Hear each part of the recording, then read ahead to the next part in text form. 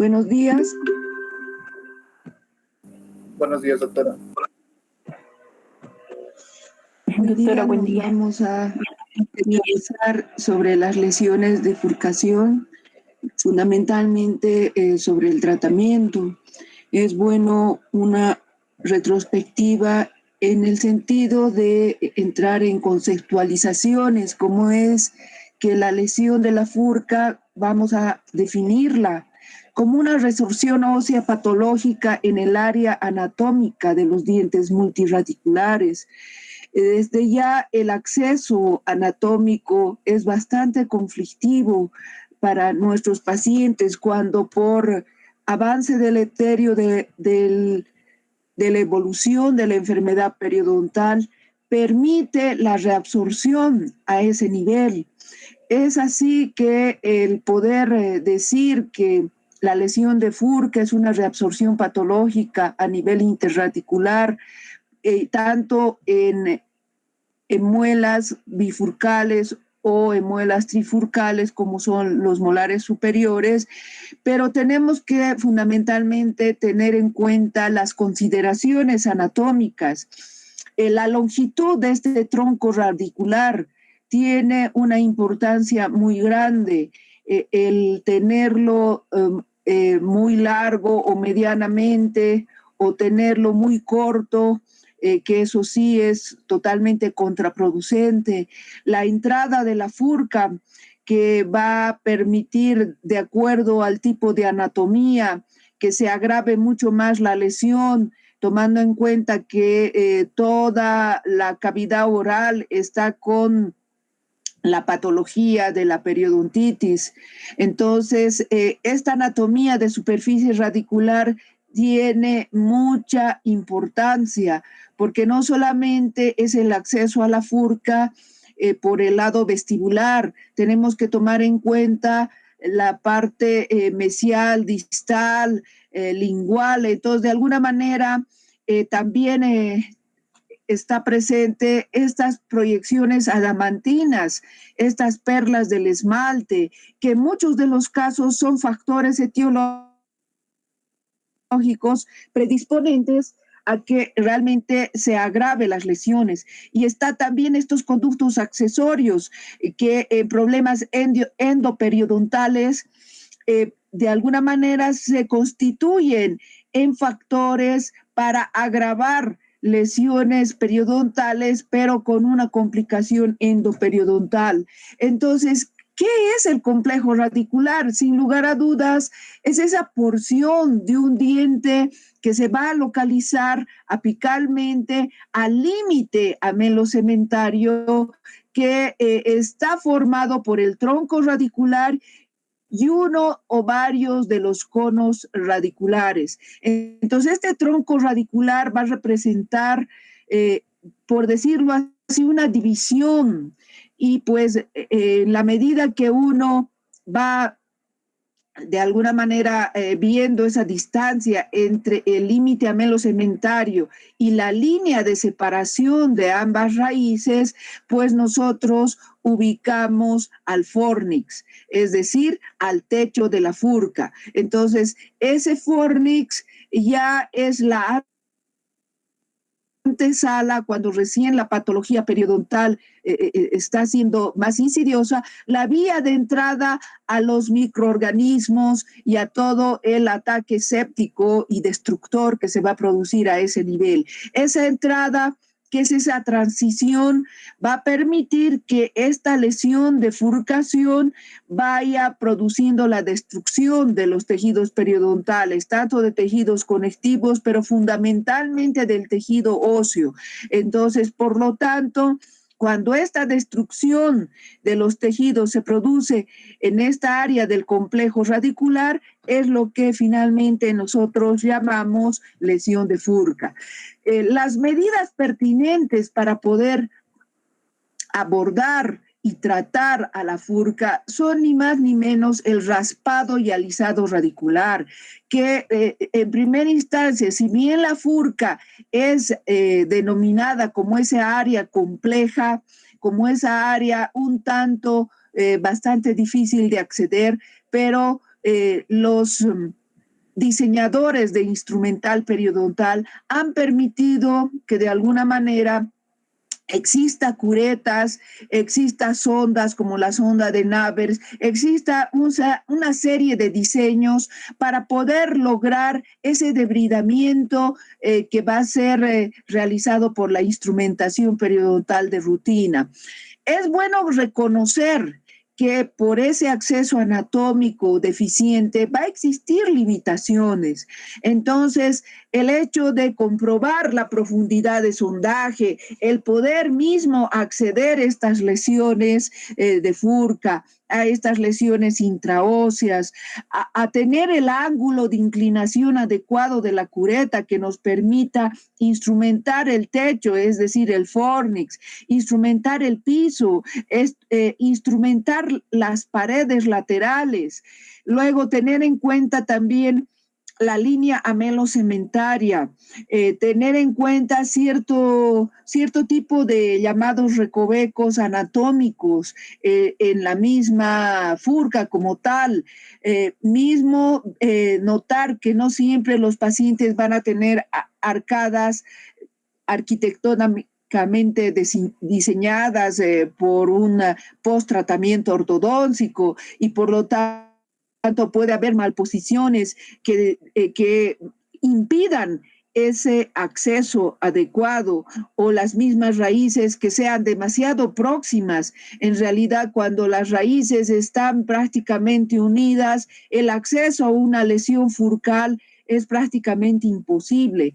Lo mismo con los surcos del desarrollo, que son bastante frecuentes de encontrar. El biotipo periodontal, si es demasiado fino, el desgarro y el deterioro de toda esa constituyente anatómica también tiene desenlaces muy funestos. El hecho de tener localizaciones de difícil acceso, lenguas exageradamente grandes con una estructura maceterina, pterigoidea interna, muy robusta, entonces en cierto tipo de pacientes y pues con todo esto mismo los no mencionados que están aglutinados en esta situación de otros van a constituirse en el sinfín de limitaciones por las cuales el pronóstico en muchos de los casos es malo, es reservado o es indicativo el hecho de perder alguna de las raíces para que realmente podamos mantener el molar en la cavidad oral. Entonces, desde ya, esa profundidad de sondaje va a aumentar la gravedad, esa profundidad de sondaje por encima de los 5 milímetros, el control de placa bacteriana se hace ciertamente muy complicado en estos molares y pues por tanto el raspaje y alisamiento radicular va a tener esas limitaciones, tomando en cuenta que este complejo radicular con el constituyente de conos radiculares, de tronco radicular, no necesariamente son accesibles, sobre todo en raíces anatómicamente muy juntas. Entonces, las de raíces separadas nos da mejor posibilidad. Las medianamente separadas empiezan las limitaciones, pero las ciertamente juntas condena a la muela a la exodoncia, a perderla. Entonces, de ahí que el diámetro de acceso a la entrada de la furca, que en este caso, por decir, de 0,75 milímetros, podemos localizar la furca si el coeficiente de separación da el suficiente acceso y el fornix o techo de la furcación también nos permite poderlo hacer, entonces mejoramos el pronóstico. No se olviden que en premolares superiores en un 40% tenemos 2 raíces y pues tenemos una furcación en el sentido mesiodistal, que en muchos de los casos nos va a obligar quirúrgicamente a eliminar una de las raíces para poder conservar ese premolar, porque realmente el acceso a poder realizar un raspaje y alisamiento radicular en estos premolares superiores es prácticamente imposible, ¿no? Entonces, además que cuando la enfermedad ha avanzado a ese nivel, pues también ya es demasiado tarde. La anatomía de estos molares, hablando de molares superiores, tenemos que tomar en cuenta que son raíces más anchas en sentido vestíbulo palatino, son ovaladas y claro, tienen invaginaciones muy marcadas. Estas raíces vestíbulo palatinas, cuando son más pequeñas y más redondeadas, nos puede traer bastantes conflictos de acceso. Si la palatina es más ancha en sentido mesiodistal que vestíbulo palatino, también. Ahora, hay superficies internas de las bifurcaciones que son francamente cóncavas y contornos irregulares. Entonces, nosotros tenemos que reconocer cuando estamos tratando todos estos conceptos anatómicos, estas informaciones anatómicas y de una vez por todas poder saber el pronóstico de estas muelas. Cuando estamos reconociendo estos molares inferiores en nuestro paciente, estamos en un tiempo quirúrgico, como usted está observando, vemos que si la lámina ósea lingual es más delgada debido a la posición de los dientes posteriores en la arcada, tenemos que considerar si la raíz distal que efectivamente son más anchas en sentido vestíbulo lingual y mesiodistal o más ovaladas. Y si las raíces mesiales muestran concavidades, invaginaciones, en general, en muchos de los casos, decidimos quedarnos con las raíces distales. Y en desmedro de las mesiales que son más delgadas y con muchas concavidades. Pero en última instancia, en un tiempo quirúrgico, siempre vamos a descartar la raíz, o sea, la vamos a radectomizar, la raíz que tenga menos soporte de sujeción ósea. Por eso que nosotros vamos analizando la entrada de la furca, si es lo más estrecha, lo más difícil de introducir la cureta, obviamente nos dará peores resultados porque ya sabemos que el cálculo residual será prácticamente imposible de ser eliminado y se perpetuará la progresión de destrucción de soporte periodontal. Por tanto, debemos considerar y tomar en cuenta que para realizar este tratamiento terapéutico llamado de raspaje y alisamiento radicular, hay que considerar estas limitaciones. Por ejemplo, si tenemos estas proyecciones del esmalte, de alguna manera impiden el suficiente acceso. Entonces, no por nada tenemos estas clasificaciones que deben ser consideradas mismo en el tiempo en que nosotros les evaluamos. Entonces, el tomar en cuenta los diferentes grados y que estén asociados a estas lesiones de furca nos va a permitir también esclarecer el tipo de pronóstico que vamos a tener, si vamos a conservarlas, porque en realidad en estas proyecciones del esmalte, las fibras del ligamento periodontal no estarán perfectamente unidas al diente en esta área de la extensión del esmalte, porque es algo evidente, ¿no es cierto? Y se va a constituir y es ciertamente un factor de riesgo para tener las lesiones de furca.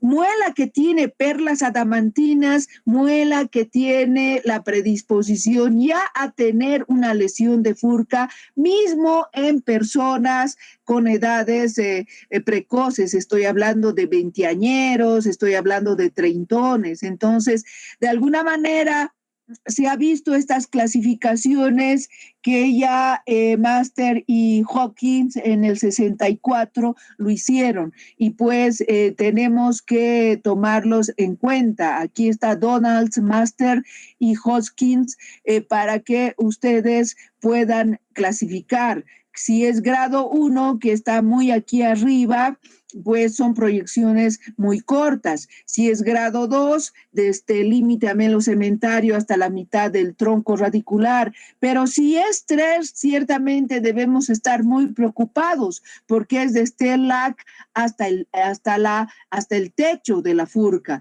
Entonces, esta prevalencia es sumamente alta, no es desechable, pero que claro, cuando estamos examinando clínicamente con nuestra sonda de Navers, ya tenemos que ir viendo a qué clasificación pertenece, qué tipo de raíces tiene, si son muy juntas, medianamente juntas o tenemos algún beneficio de que sean separadas. Esta separación interradicular nos permitirá, por lo tanto, saber puntualmente si el instrumental va a poder acceder, si va a ser el manual o va a ser el ultrasónico. Entonces, estas depresiones van a permitir momentos de movimientos horizontales, curetas de Gray 7-8, el poder acceder y poder instrumentar. Entonces, todas estas lesiones intraóseas también deben ser consideradas en el momento de las limitaciones, porque en la profundidad de sondaje, cuando estamos en un caso donde es muy profunda, el riesgo de que el cálculo residual se quede es muy alto y por lo tanto será recomendable los movimientos horizontales, los verticales con curetas de Grace y los verticales con las mini curetas. Entonces, teniendo en cuenta ángulos de inclinación de la cureta correcto entre 60 a 80, ¿no es cierto? Entonces, de alguna manera también ver que esta furcación lamentablemente corresponde a un diagnóstico dentro de un paciente con periodontitis avanzada, donde el pronóstico es ciertamente desfavorable, porque ciertamente la furcación tiene una anatomía compleja, que muchos y en la mayoría de los casos es inaccesible a la instrumentación y porque no puede quedar libre de biofilm bacteriano con métodos convencionales. Es así que el acceso a una higiene doméstica normal, diaria, las 3 veces al día, en muchos de los casos se convierte en un martirio. Entonces, para el paciente y también para el profesional, porque ves que viene a sus controles, el acceso a esta área es bastante complicado. Por lo tanto, cuando la patología, el avance deleterio de la enfermedad periodontal en este espacio interradicular ha involucrado la furca, ya sabemos que pues la reabsorción ósea, la pérdida de inserción con un continuo con un continuo asociamiento de biofilm bacteriano, va a tener un pronóstico sumamente reservado o malo de por sí. Entonces, por tanto, el poder hacer un diagnóstico precoz con todos los factores anatómicos descritos anteriormente, es bueno de una vez por todas descubrir esos cráteres alrededor de estas anatomías complejas.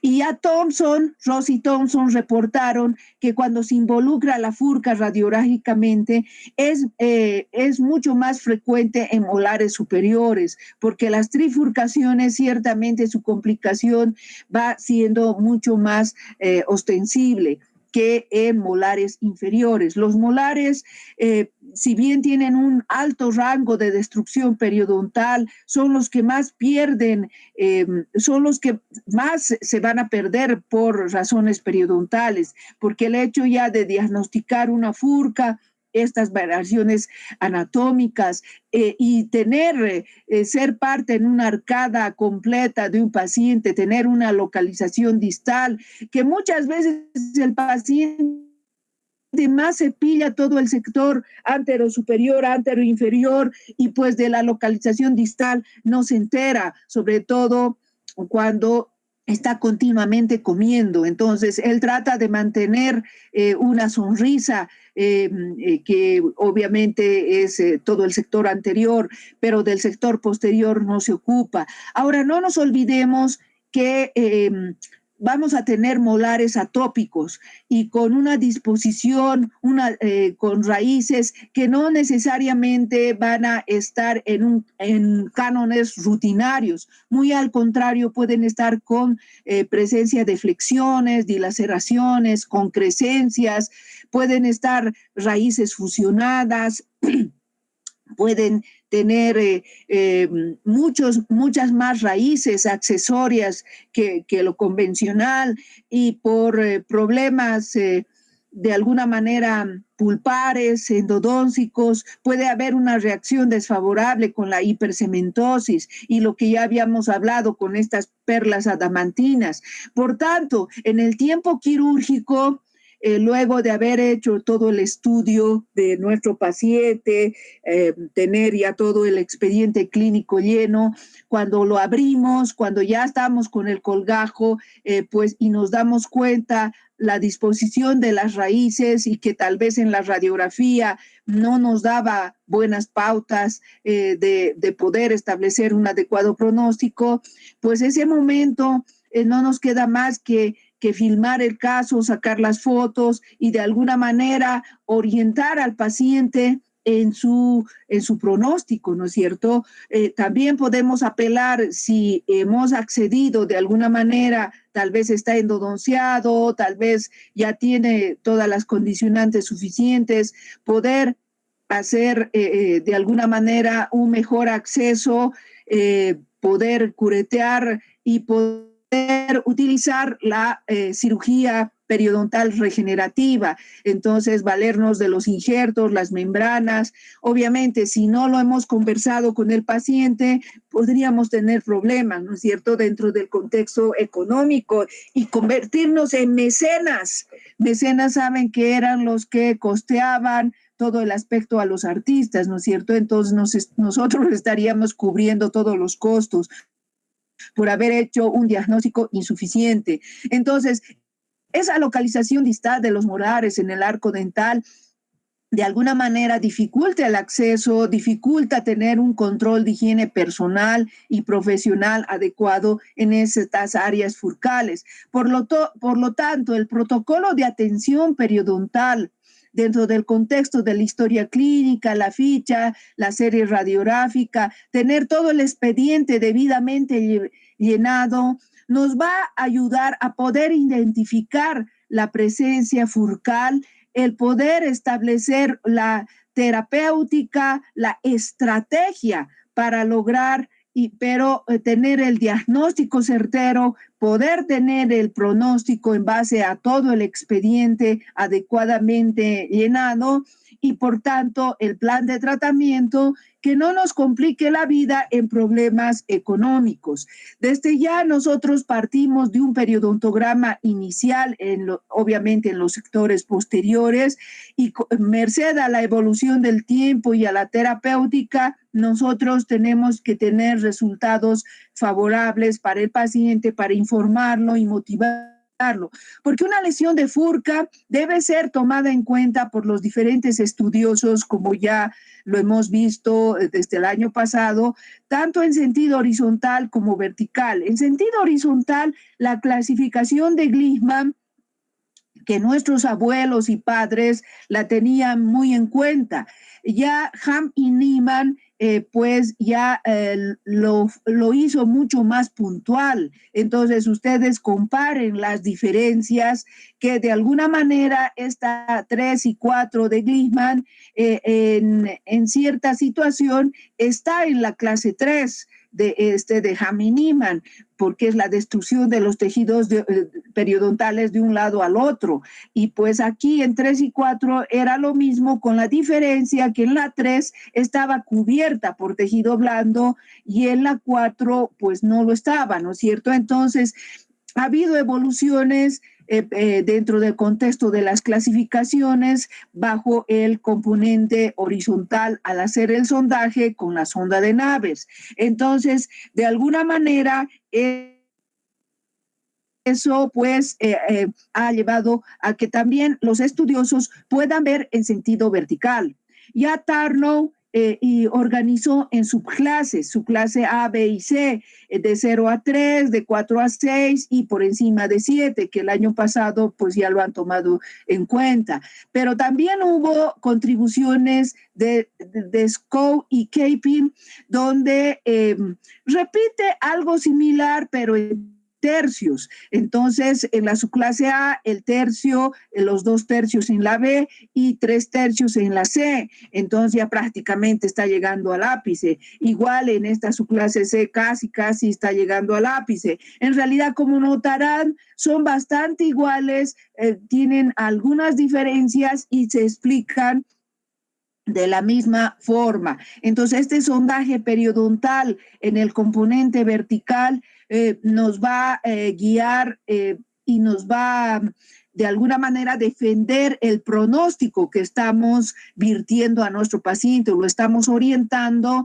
en el uso de una cirugía periodontal regenerativa, porque muchas de estas lesiones son susceptibles a poderlas tratar dentro de ese contexto, pero hay que tomar en cuenta que no sean del todo túneles, ¿no es cierto? Entonces, que sí tengan el componente vertical, pero que traten de mantener una estructura de matriz para soportar al injerto, a las membranas y todo ello. Entonces, el sondaje periodontal en todas estas lesiones periodontales va a ser básico, va a ser muy evidenciable. Entonces, este cuadro resumen del componente horizontal y vertical, pues nos tiene que orientar y nos puede dar las pautas para que nuestro paciente sepa a qué atenerse. De todas maneras, es nuestro deber orientarlos a ustedes, futuros profesionales, en que tenemos muchas clasificaciones furcales. Entonces, de alguna manera, desde el siglo pasado, desde décadas anteriores hasta últimamente. Entonces, es bueno que las repasen, las asimilen, pero que ahora nos vamos a ocupar del aspecto terapéutico. Entonces, dentro de todo este contexto de lesiones de Furca, nosotros tenemos que reconocer es lo que hacemos, cómo podemos resolver, cómo podemos tratar. Y sin lugar a dudas, vamos viendo que ciertamente si la lesión de Furca está dentro de este contexto morfoanatómico bastante complejo, entonces nosotros tenemos que establecer ciertas estrategias de lucha, porque al descubrir esta destrucción del tejido óseo, del tejido conectivo, también tenemos que hacer un aspecto multifactorial, este análisis de la etiología multifactorial, donde puede estar solo comprometido el problema periodontal o por el contrario, también puede haber un compromiso pulpar o la combinación de ambas situaciones. Entonces, no olvidarnos del contexto endoperiodontal, porque dentro del contexto endoperiodontal nosotros tenemos que establecer ciertamente toda esta situación para que de alguna manera podamos... Revisen, por favor, sus micrófonos.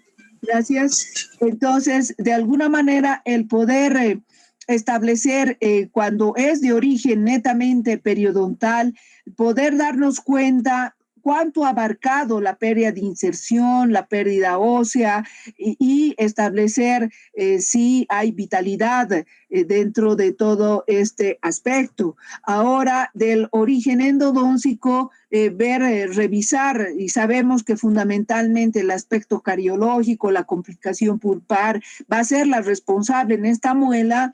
Si ya sobre llovido mojado, ya de paso tiene una vitalidad negativa, amén de tener la pérdida ósea tan avanzada y un buen potencial de curación post-endodoncia, porque muchos de estos casos el problema de hacer un buen tratamiento endodóntico favorece la resolución del problema. Pero cuando es combinado, realmente se tiene que tener una estrategia de lucha bastante agresiva, bastante complicada y bastante costosa, ¿no es cierto? Entonces, es bueno que nuestro análisis de la etiopatogenia de estas lesiones de Furca nos orienten hacia el adecuado diagnóstico, pronóstico y plan de tratamiento. Entonces, el tomar en cuenta si nuestro paciente es sumamente descuidado, ha ido a malos odontólogos y pues ciertamente su oclusión no está adecuadamente balanceada por todos los hallazgos pertinentes. Entonces, el biofilm, si bien se va a constituir en un factor muy comprometido y que una vez que se calcifica y se convierte en el cálculo residual, entonces va a ser ciertamente el factor predisponente para de alguna manera haber permitido que estas áreas furcales y con todos estos, con estas contribuciones de prótesis adaptadas, márgenes sobreextendidos, de caries radiculares, hayan de alguna manera también establecido el agravamiento de las mismas. Entonces, ya lo habíamos dicho que la situación anatómica, la disposición de esa longitud tronco radicular, la longitud de las raíces, las concavidades radiculares, todo eso de alguna manera va a predisponer estas dimensiones interradiculares, divergencias de raíz, las perlas adamantinas, toda esta situación, sin lugar a dudas, va a acentuar el problema. Entonces, de alguna manera, estos factores agravantes furcales, tanto en cuanto a la oclusión, a la patología pulpar, los factores iatrógenos, las fracturas verticales, en realidad nos van a dar orientación, estas características clínicas, para poder saber cómo vamos a tratar estas lesiones. Entonces, desde ya en el tiempo quirúrgico, cuando ya está nuestro expediente clínico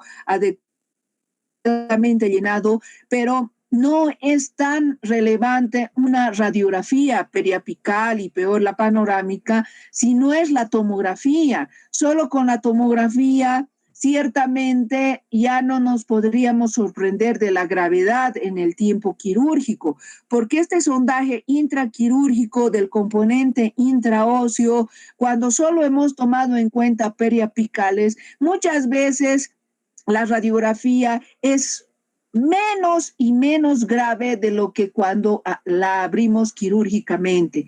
Cuando realmente ya el colgajo está establecido todo, recién nos damos cuenta de la gravedad del problema que realmente al paciente no le habíamos explicado con tanto detalle por falta de esa tomografía. Entonces, el diagnóstico debe partir también de exámenes complementarios como son los tomográficos, porque el número de lesiones de Furca a medida que la persona envejece va a aumentar.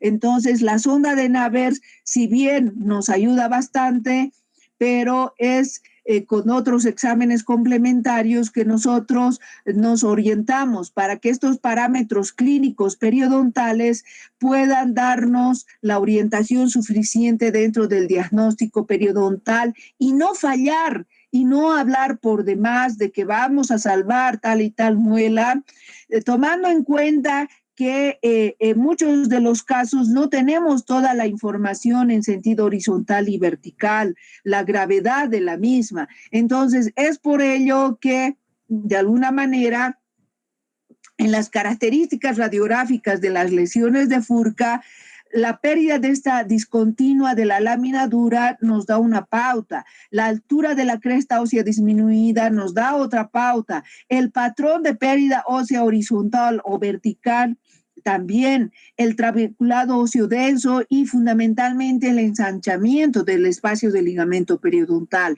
Entonces, desde ya el poder confrontar todo ese tipo de características y sobre todo que la radiografía nos dé luces para poder salvar estas muelas y saber el adecuado pronóstico, pues en esta podremos decir que sí, ciertamente podemos salvar. Es obvio que el paciente debe cancelar al endodoncista un adecuado tratamiento endodóncico y obviamente el periodoncista acceder quirúrgicamente a la lesión furcal, a la lesión periapical y todo ello. Muy diferente al pronóstico de esta pieza, de esta muela, donde a todas luces el soporte periodontal es muy mínimo, donde la muela ya está siendo desalojada de la arcada, ya está extruida. Comparen el aspecto oclusal. Entonces, podría considerarse un caso heroico, intentar salvarla, pero no, definitivamente el paciente tiene que saber que al ser un tratamiento heroico, él debe gastar bastante, pagar los tratamientos de conducto, pagar las cirugías periodontales regenerativas, pagar las férulas para el tiempo quirúrgico, porque no se puede operar esta muela sino ferulizada a los vecinos. Entonces, la exploración radiográfica va a ser un medio auxiliar imprescindible dentro del contexto periodontal, porque realmente nos va a poder guiar dentro del aspecto clínico. Entonces, de alguna manera, el tener en cuenta al hueso, la lámina dura, el ensanchamiento del ligamento periodontal, la anatomía de las raíces, su forma, su proximidad, el grado de afectación furcal, su patología periapical y todo dentro de un contexto que también puede estar con endoperio o algo. Entonces es bastante relevante. Y pues la proximidad radicular, raíces separadas, raíces muy juntas y que de alguna manera van a dar estas raíces demasiado juntas, dan un pronóstico demasiado reservado de no poder salvar y sobre todo es soporte de puente, como el pivotaje continuo ha hecho que estos cráteres se vayan produciendo, o sea, este trauma de oclusal, un puente demasiado largo, quién sabe, y todo ello. Entonces, de alguna manera, estas radiografías seriadas nos van a dar la orientación suficiente en el diagnóstico de las furcas, tanto en arcadas superiores, inferiores, y poder saber el grado de separación de las raíces. Sin embargo, no son del todo definitivas, ¿no? Porque solo con la tomografía individualizada podemos nosotros guardarnos las espaldas dentro del aspecto legal y jurídico. Entonces, por ejemplo, en esta periodontitis crónica, el tener toda la seriada, saber analizar esa pérdida de hueso, la desaparición de la lámina dura, la presencia de los defectos óseos, todo ello va a apoyar a poder dar el diagnóstico adecuado. Lo mismo en la vieja clasificación de 1999, donde la agresiva connotaba estos hallazgos tan deleterios de los primeros molares y con la nueva clasificación, ese patrón incisivo molar. Entonces, tanto en esta que es el patrón incisivo molar de la nueva clasificación y claro, esta es de la vieja clasificación de la periodontitis agresiva localizada. Entonces, como verán, es bueno reconocer que las radiografías nos van a orientar y pues en la nueva clasificación están tomadas también en cuenta porque aquí dentro de los parámetros de severidad, la pérdida ósea radiográfica es considerada para determinar los diferentes estadios que ya hemos avanzado. Entonces, de ahí que se toma en cuenta el número de sitios para la extensión y pues en estos estadios del 1 al 4, tanto severidad, que es el grado de destrucción periodontal, como la complejidad de manejo para poderla tratar, está considerada y tomada en cuenta. Entonces, es este patrón de pérdida ósea con la afectación furcal que en el estadio 3 y 4, en la nueva clasificación, es muy considerada, sobre todo lesiones 2 y 3, ¿no es cierto?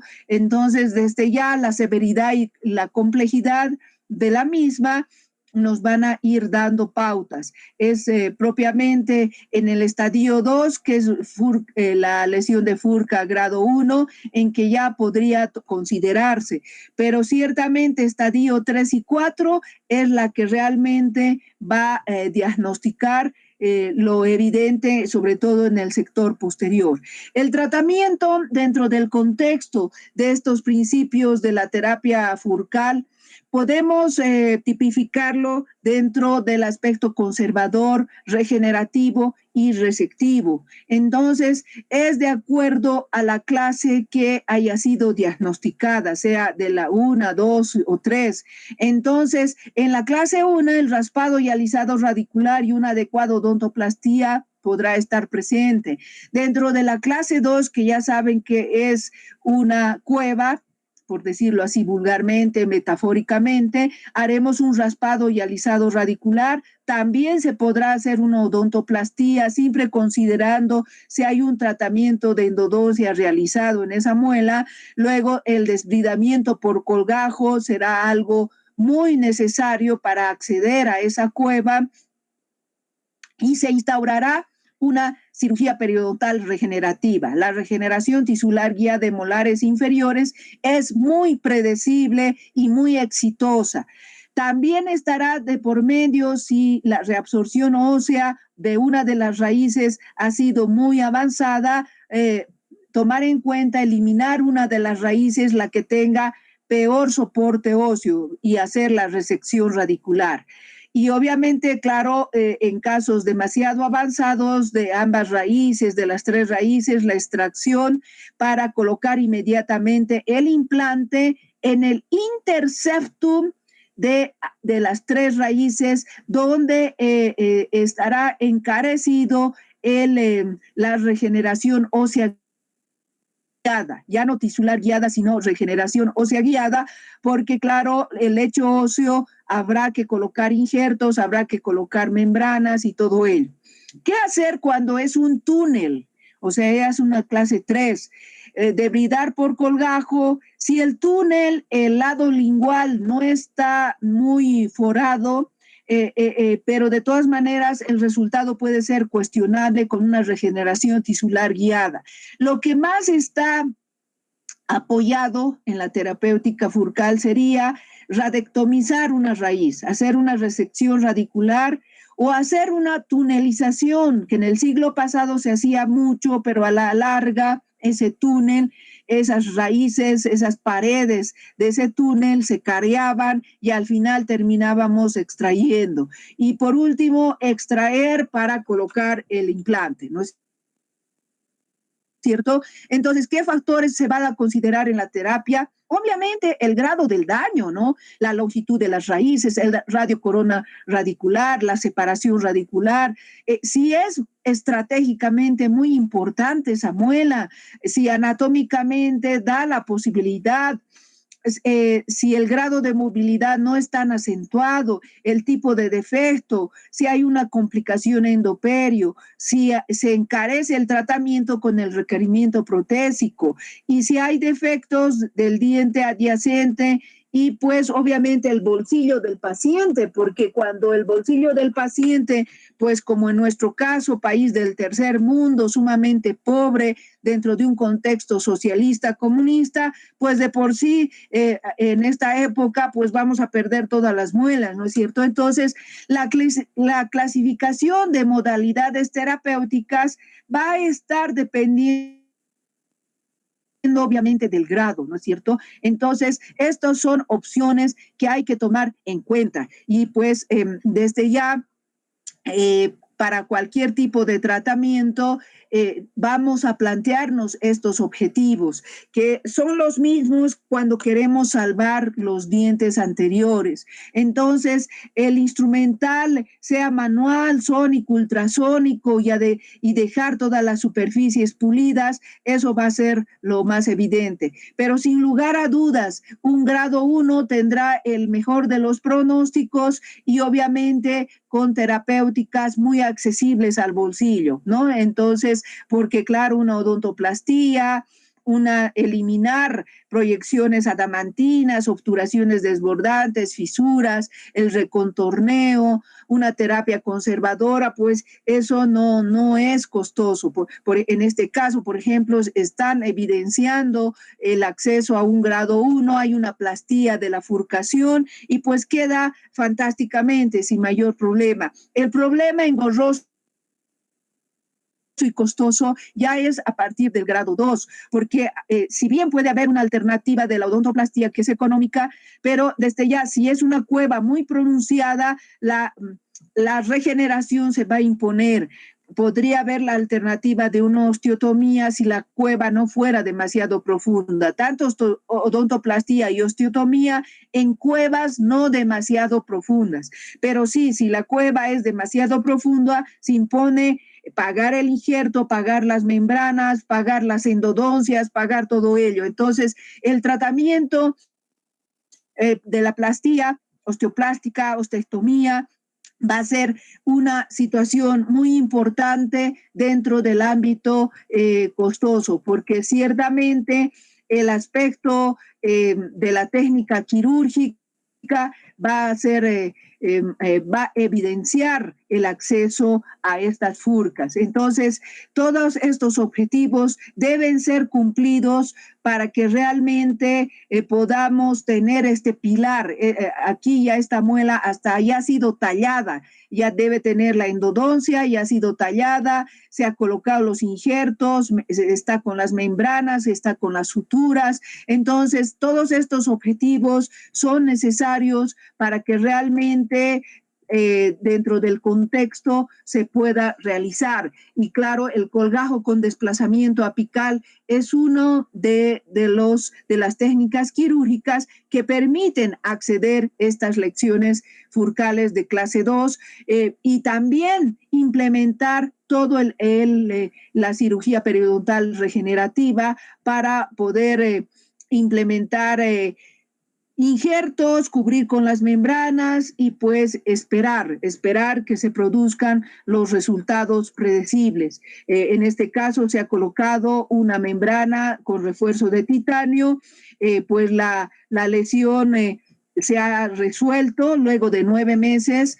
pero a las 4 o 6 semanas, cuando se eliminan estas membranas que no son reabsorbibles, ya se observa el osteoide. Entonces, esta regeneración tisular guiada es un mecanismo terapéutico que puede resolver, puede devolver todo lo que la enfermedad hizo perder al paciente, pero el paciente tiene que invertir. El paciente entonces tiene que dar prioridad a su salud, pagará primero al endodoncista, luego pagará al cirujano periodoncista, pagará los injertos, las membranas y de alguna manera pues estará nuevamente como nuevo con todos los adecuados resultados, porque de alguna manera la clase 2 es predecible, pero la clase 3 no hay predecibilidad. El paciente invierte dinero, invierte todo un esfuerzo de vida,